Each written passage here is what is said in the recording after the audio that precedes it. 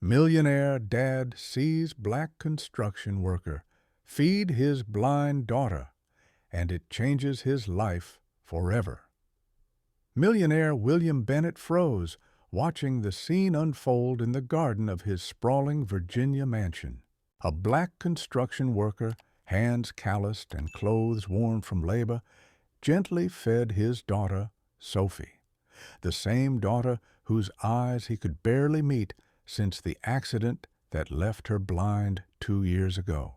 "Here, little one, another bite," said Daniel Harris with a kindness that twisted a knife in William's chest. Sophie, 9, laughed, a sound William had nearly forgotten. She raised her hand, finding Daniel's face with uncanny precision. "Tell me more about the garden flowers, Daniel," she urged. "I want to see them through your eyes." William shrank into the terrace's shadows, a toxic mix of shame and anger rising within him. How could this man who'd known Sophie mere weeks forge a bond he, her own father, could no longer sustain? Bennett Builders was a titan in luxury construction, reshaping city skylines, yet William couldn't bridge the gap to his daughter's heart. The accident happened on an ordinary day. A drunk driver, a sharp curve, and Sophie's life changed forever. William was driving.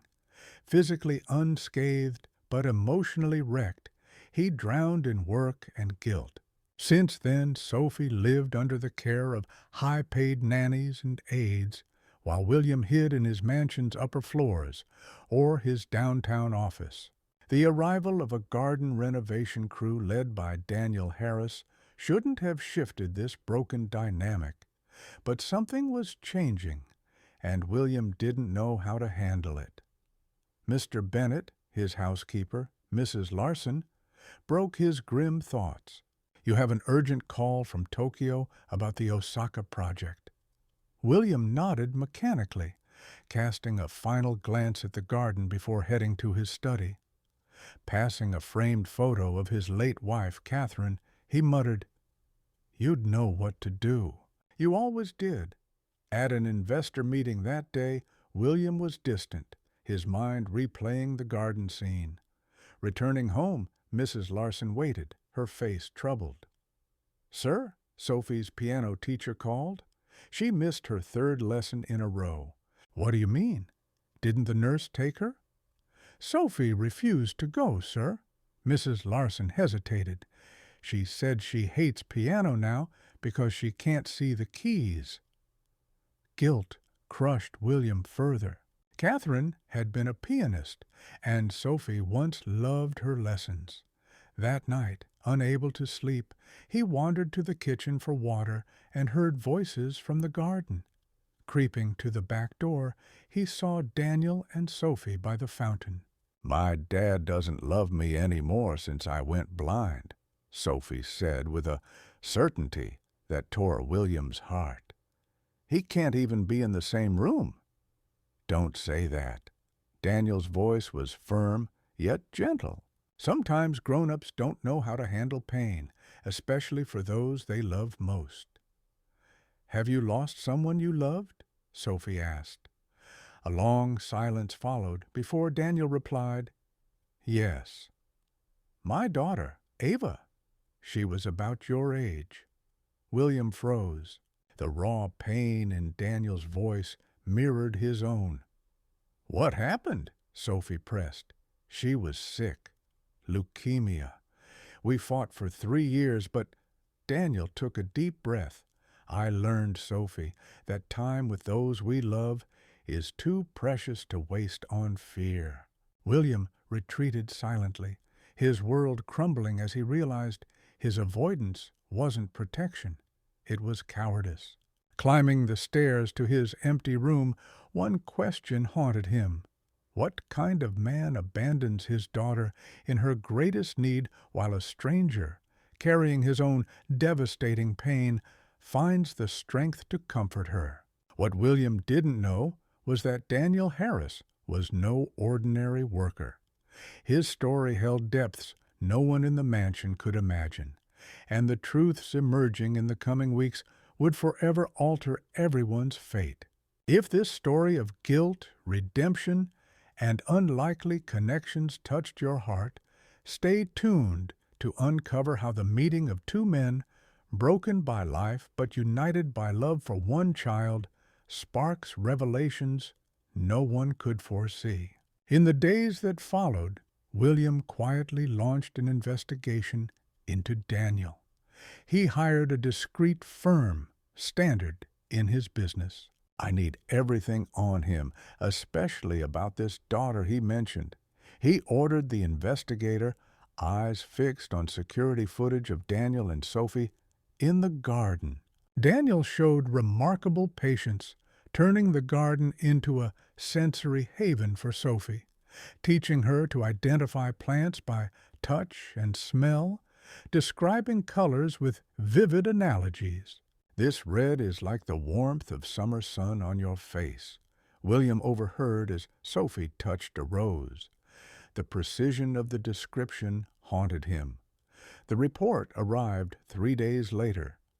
William opened the envelope with trembling hands. Daniel Harris, 43, graduated with honors in civil engineering, married to Lisa Harris, deceased from cancer. Father to Ava Harris, died of leukemia at age 7. After cascading losses, he abandoned a promising career. A source noted he needed to keep his hands busy to stay sane, starting as a landscaper's assistant before moving to construction.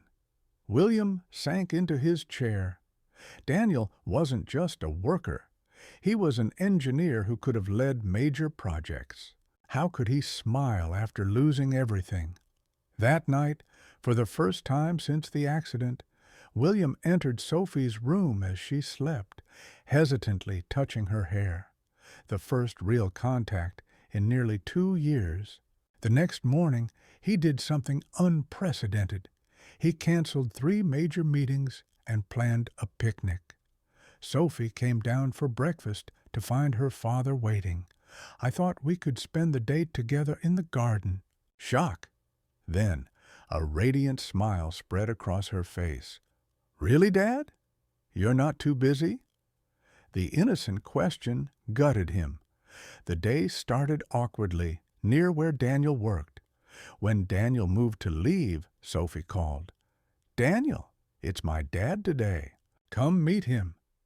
The men exchanged a look, heavy with unspoken meaning. Over the next weeks, a new routine emerged. William observed, trying to grasp how someone who'd lost so much could give so freely. One warm day, he approached Daniel. "How do you do it?" he asked, voice raw with vulnerability. "After everything, how can you connect with my daughter when I, her own father, can barely look at her without choking on guilt?" Daniel paused his work. "When Ava was dying, she made me promise something. Dad, keep seeing the colors." I didn't understand then. He glanced at Sophie by the fountain. "Your daughter's alive, Mr. Bennett. She needs you to see her colors, not just her blindness." The words struck William like lightning. For 2 years, he'd seen only disability, not the vibrant child. The next day, an anonymous envelope arrived at his office, containing medical records and a note. "You need to know the truth about your daughter's doctor." The file detailed grave allegations against Dr. Lawrence, the neurologist who declared Sophie permanently blind. He had a history of rushed diagnoses and improper treatments, quietly transferred between hospitals after lawsuits buried under NDAs. William's blood ran cold. What if Sophie's blindness wasn't irreversible? What if Dr. Lawrence missed a chance? One name in the file stood out. Similar case, Ava Harris, misdiagnosed with terminal leukemia. The envelope slipped from his hands. Connections formed in his mind, a chilling web linking Sophie's accident, Ava's death, and Daniel's presence. Suddenly, Daniel's job in his garden felt far from coincidental. Could this man who lost his daughter to the same doctor be here for revenge? That night, driving home, William wrestled with hope and fear. What did Daniel really want?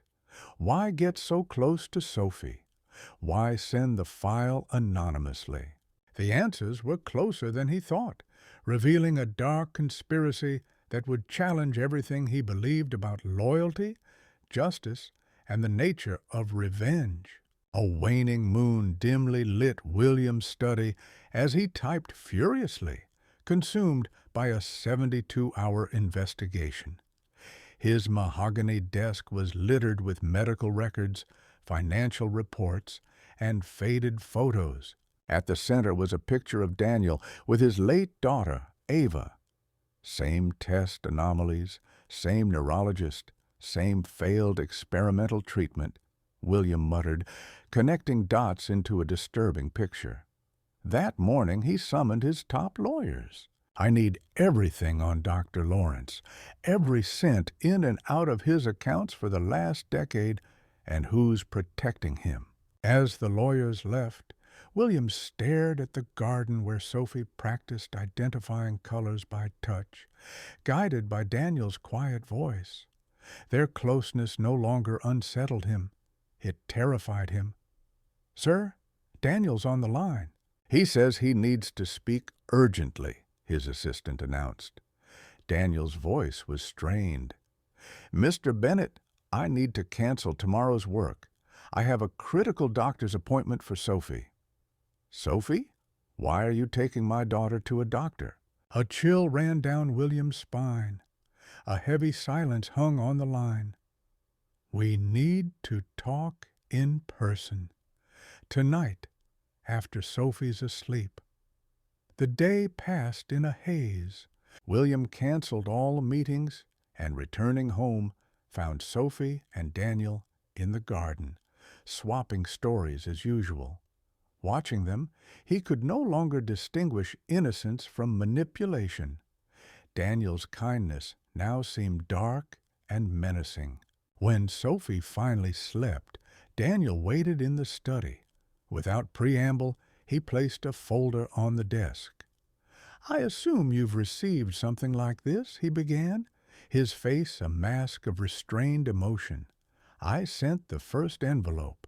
I needed to know if you'd care enough to see what's happening." "And what exactly is happening, Mr. Harris?"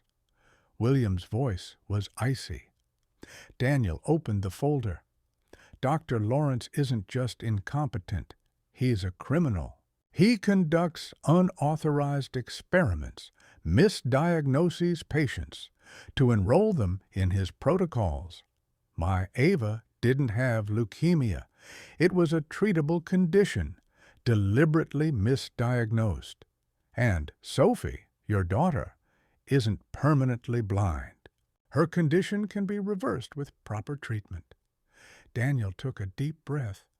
"Mr. Bennett, our daughters were victims of the same man." The revelation hit William like a bolt. "Why didn't you go to the police?" "I tried," Daniel's bitter laugh echoed. "Dr. Lawrence is shielded by powerful people. I have evidence, but I need someone with resources to expose him." "So you got close to my daughter to manipulate me?" William accused, anger rising. "No." Daniel's eyes flashed. "I took this job because I knew his daughter was his patient. But I bonded with Sophie because—" His voice broke. "She reminds me of Ava, and no child should endure what our daughters did." William stared, torn between disbelief and hope. "I'm not asking you to trust me," Daniel continued. "Trust the evidence." He slid another folder forward. "I contacted Dr. Emily Carter, an expert in ocular neurology. She reviewed Sophie's tests and confirmed it. Treatment exists, but we need to shield her from Dr. Lawrence. He can't know we're investigating." "Why not?" "Because Sophie's not the only one. There are other kids. And I believe Lawrence is gearing up for a new phase of experiments." Daniel hesitated. Years ago, I confronted him directly. A week later, Ava had an unexpected complication. 2 days after, she died. The air between them froze. The implication was monstrous. A respected doctor deliberately harming patients to advance his research. "Take Sophie to Dr. Carter tomorrow," Daniel urged. "She's agreed to meet us discreetly." "If we confirm Sophie can regain her sight, we'll do more?" William cut in, eyes blazing with resolve.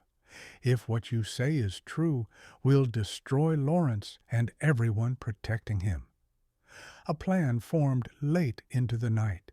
William mobilized his resources: media contacts, private investigators, elite lawyers. Daniel shared his meticulously gathered evidence, including names of other affected families. The next day, under the guise of a family outing, William took Sophie to Dr. Carter's private clinic. The evaluation was thorough and confirmed the unthinkable. Sophie's blindness was reversible. The initial diagnosis was, at best, grossly incompetent, at worst, deliberately falsified. Leaving the clinic, William held Sophie's hand with renewed determination. What began as suspicion became a shared mission.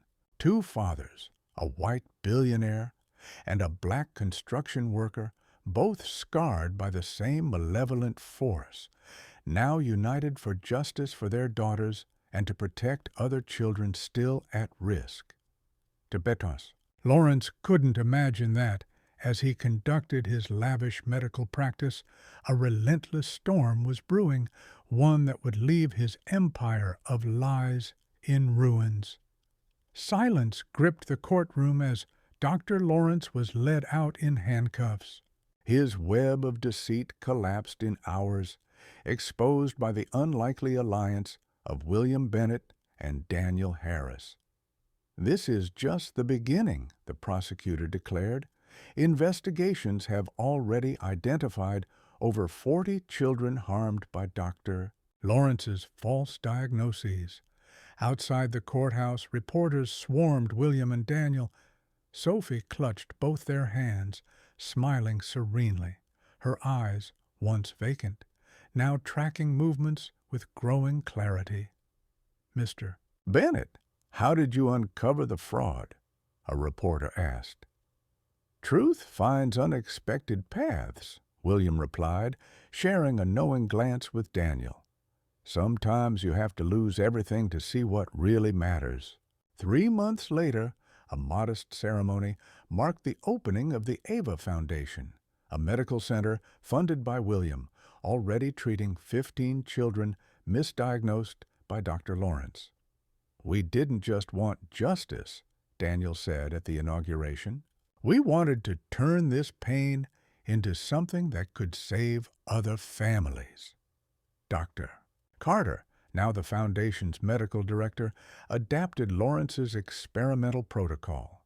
Ironically, research that could have saved countless lives, including Ava's, if not for greed. Sophie, her vision improving weekly, became the Foundation's face. Her story inspired families to seek second opinions and question seemingly final diagnoses. Meanwhile, Lawrence's financial empire crumbled. Hospitals tied to him faced multi-million-dollar lawsuits. Colleagues who covered for him were indicted. The system that long shielded his negligence turned against him. Transformed by the ordeal, William reshaped his priorities. Bennett Builders, once profit-driven, now dedicated 30% of its projects to pediatric hospitals and research centers. "Sophie taught me our eyes can be open, yet still blind to what matters," he admitted in a rare interview. One poignant day, as Sophie played with other children in the Foundation's garden, William found Daniel watching, tears in his eyes. "Ava would have been 11 today," Daniel noted. William nodded silently. After a moment, he asked, "Do you think we've done her justice?" Daniel watched the playing children. Justice isn't vengeance. Vengeance would have been destroying Lawrence and stopping there. Justice is ensuring his evil doesn't repeat. What haunts me most, William continued, is that without you, I'd never have known the truth. I'd have spent my life distant from my daughter, believing her condition was permanent. And without you, Daniel replied, I couldn't have exposed Lawrence. My voice alone didn't have the reach. That week, the foundation welcomed a special child, Lily Carter, 7, diagnosed with the same condition as Sophie. Her parents, unable to afford private care, had lost hope until seeing a report about the Ava Foundation. Dr. Carter, observing Lily's first consultation, explained, You can always tell when a child's sight is returning. Their eyes start following the world, and suddenly they light up with recognition. A year after Lawrence's trial, the Ava Foundation's garden hosted a special celebration. Sophie, nearly fully sighted, blew out her birthday candles. Beside her, Lily and other recovering children cheered. William, watching, realized his own blindness had been cured as much as Sophie's. Before Daniel entered his life, he merely existed, amassing wealth, losing human connections, hiding behind privilege. There's a blindness worse than physical, he confided to Daniel. It's the blindness of those who see only money, status, power. A simple plaque on the foundation's main wall bore a powerful message. In memory of Ava Harris, who taught us to see beyond appearances. From shared tragedy, an extraordinary partnership emerged, transforming lives and redefining family, proving the strongest bonds aren't always blood, but those forged in compassion, shared purpose, and the understanding that our differences pale beside the values uniting us. If this story of justice and redemption touched your heart, subscribe for more tales reminding us that sometimes we must lose everything to find what truly matters.